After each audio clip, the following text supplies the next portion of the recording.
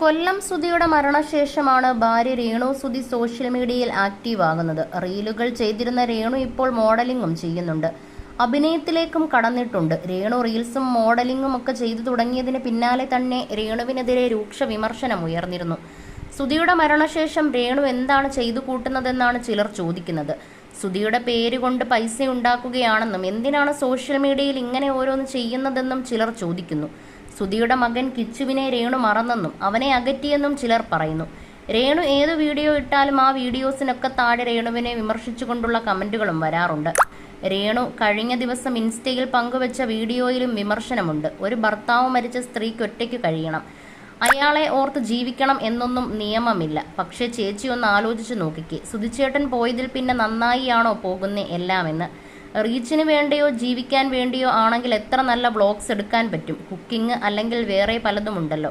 പക്ഷെ ചേച്ചി ഡ്രസ്സിന്റെ അളവ് കുറച്ചും മറ്റു വീഡിയോ ചെയ്യുമ്പോൾ അത് ബാധിക്കുന്നത് ചേച്ചിയുടെ മക്കളെ കൂടെയല്ലേ? ചെറുപ്പത്തിൽ അമ്മ നഷ്ടപ്പെട്ട ചേച്ചീനെ കിച്ചു അമ്മ എന്ന് വിളിച്ചത് എന്തുകൊണ്ടാണ്? ആ അമ്മ അച്ഛൻ മരിച്ചപ്പോൾ എന്തൊക്കെയാണ് ചെയ്തു കൂട്ടുന്നത്? എനിക്ക് തോന്നുന്നില്ല സുധിച്ചേട്ടൻ ജീവിച്ചിരുന്നെങ്കിൽ ഇതേപോലെ ചേച്ചി ഡ്രസ്സ് ധരിച്ചു വരുമെന്ന്. എത്ര മാന്യമായിട്ടാണ് അന്ന് ഫ്ലവർ ഷോയ്ക്ക് ചേച്ചി സുധിച്ചേട്ടൻ പരിചയപ്പെടുത്തിയപ്പോൾ ഡ്രസ്സ് ഇട്ടിരുന്നത്. എന്തിനാണ് എല്ലാവരുടെയും പരിഹാസം കേട്ട് ഇങ്ങനെയൊക്കെ കാണിച്ചു കൂട്ടുന്നത്? നിർത്തൂ പ്ലീസ്. പഴി കേൾക്കുന്നത് കാണുമ്പോൾ ഒരു വിഷമം. നിങ്ങളെ ആരൊക്കെയോ തെറ്റിദ്ധരിപ്പിച്ച് വെച്ചേക്കുവാണ് ചേച്ചി. ആണുങ്ങൾ മാറും, പക്ഷേ പെണ്ണുങ്ങൾ സെക്കൻഡ് വെച്ച് മാറും. അതാണ് പെണ്ണ്. എല്ലാവരും ഇഷ്ടപ്പെട്ട് തുടങ്ങിയെന്ന് തോന്നുന്നു. ബാഡ് കമൻ്റ് ഒക്കെ കുറഞ്ഞോ അതോ എല്ലാവരും മടുത്തോ ആവോ?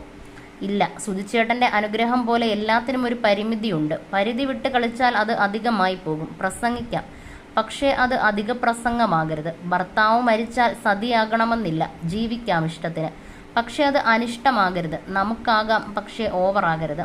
സുധിച്ചേട്ടൻ്റെ ഭാര്യ എന്ന പേര് കൊണ്ടാണ് ഇവൾ ഇത്രയൊക്കെ ആയത്, അല്ലെന്ന് ആർക്കെങ്കിലും പറയാമോ? കേരളത്തിലെ എല്ലാ ജനങ്ങളും ആരാധിച്ചിരുന്ന ഒരു കലാകാരനായിരുന്നു സുധിച്ചേട്ടൻ. ഭർത്താക്കന്മാർ മരിച്ചുപോയ ഒരുപാട് ഭാര്യമാർ ഇപ്പോഴും ജീവിക്കുന്നുണ്ട്. അത് സോഷ്യൽ മീഡിയയിൽ കുറച്ച് പോസ്റ്റ് ഇട്ട് സ്വന്തം ഭർത്താവിനോട് ഒരുപാട് ഇഷ്ടമുണ്ടെന്ന് അറിയിക്കാനല്ല. മാന്യമായി ജോലി ചെയ്ത് ജീവിക്കാൻ കഴിയും. എന്തെങ്കിലും ചെയ്യുന്നതിന് മുൻപ് സ്വന്തം മനസാക്ഷിയോടുകൂടി ഒന്ന് ചോദിക്കണം. സ്വന്തം പേരിനോട് ആ പാവം കലാകാരൻ്റെ പേര് ചേർത്ത് നശിപ്പിക്കരുത് എന്നിങ്ങനെയൊക്കെയാണ് കമൻറ്റുകൾ വന്നിരിക്കുന്നത്.